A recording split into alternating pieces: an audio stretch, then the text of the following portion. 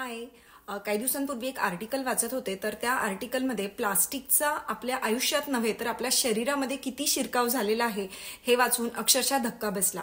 त्यामधल्या 2 केसेस तुमच्यासोबत मी शेअर करते. त्यातली एक केस जी होती त्यामध्ये नुकतंच बाळाला जन्म दिलेल्या एका आईच्या प्लासेंटाचा अभ्यास केला गेला आणि त्या प्लासेंटामध्ये मायक्रोप्लास्टिक आढळलं. ही एक पहिली घटना. आणि दुसरी घटना म्हणजे नुकताच आपल्या बाळाला ब्रेस्टफीड करत असलेल्या एका आईच्या दुधामध्ये सुद्धा मायक्रोप्लास्टिक आढळलं. या 2 बातम्या इतक्या शॉकिंग आहेत की अगदी या जगामध्ये जन्माला येऊ घातलेल्या मुलांच्या शरीरात प्लास्टिकचा सहज शिरकाव होतोय. आणि आपल्या म्हणजे आपण मोठ्या माणसांच्या शरीरात तर त्याचा शिरकाव किती झाला असेल हा विचार करणं सुद्धा खूप भयंकर आहे. कारण की प्लास्टिक आपण चावून चावून खाल्लंय की काय, इतकं प्लास्टिक आपल्या शरीरामध्ये जर आपण त्याचा सगळा शोध केला किंवा अभ्यास केला तर आढळणार आहे. मग इतकं प्लास्टिक आपल्या शरीरामध्ये येतं कुठून? तर असे इतके सोर्सेस आहेत जे आपल्या नकळत सुद्धा आपण वापरतो आणि आपल्या लक्षात येत नाही. तर त्यातले काही ठराविक सोर्सेस मी इथे शेअर करते आणि त्याचा काय दुष्परिणाम मी आज तुमच्यासोबत शेअर करणार आहे हे सुद्धा सांगते.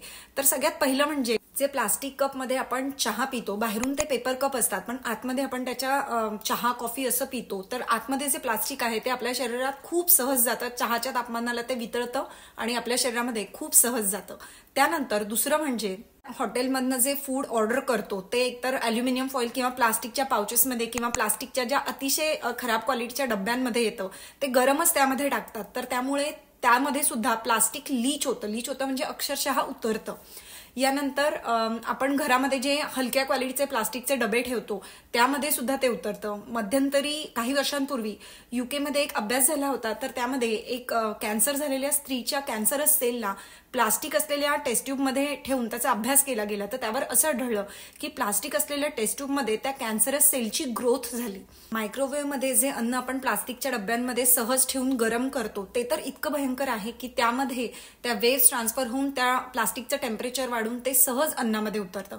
आपल्या डोळ्यांना ते दिसत नाही म्हणून आपल्याला असं वाटतं की असं काही नाही होत, पण आपल्या शरीरामध्ये अक्षरशः प्लास्टिक जातं. या व्यतिरिक्त असे बरेच सोर्सेस असतील जे तुम्ही तुमच्या आजूबाजूला पाहिले तर तुमच्या लक्षात येतील.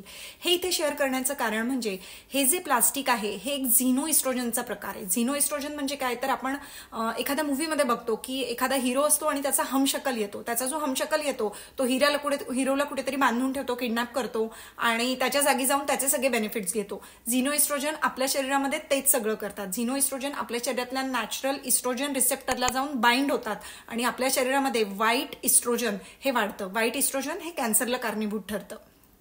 शरीरामध्ये अनेक पदार्थातनं एंटर करणाऱ्या या झिनो इस्ट्रोजनमुळे इस्ट्रोजन डॉमिनन्स नावाचा एक नवा आजार आता तयार होतो आहे. जितकं म्हणजे आपल्याला माहिती की काही वर्षांपूर्वी डायबिटीज हा फार कमी लोकांना असायचा, पण आता आपण जिथे बघतो तिथे शुगर आहे, डायबिटीज आहे. तसंच येणाऱ्या काही दिवसांमध्ये इस्ट्रोजन डॉमिनन्स हा एक आजार बळावणार आहे आणि तो फक्त स्त्रियांमध्येच नाही तर पुरुषांमध्ये सुद्धा बळावण्याची शक्यता आहे. तर त्यामुळे आपण काय करू शकतो, तर आज मी प्लास्टिकच्या संदर्भात एक्सप्लेन करते. प्लास्टिकच्या संदर्भात आपण सगळ्यात आधी आपल्या घरातले जे चॉपिंग बोर्ड्स आहेत ज्याच्यावर आपण भाज्या कापतो ते जर प्लास्टिकचे असतील तर ते आधी बदला, कारण त्या चाकूच्या धारेमुळे बारीक बारीक मायक्रोप्लास्टिक हे उतरून त्या भाजी फळाला चिटकतं आणि ते आपल्या पोटामध्ये जातं.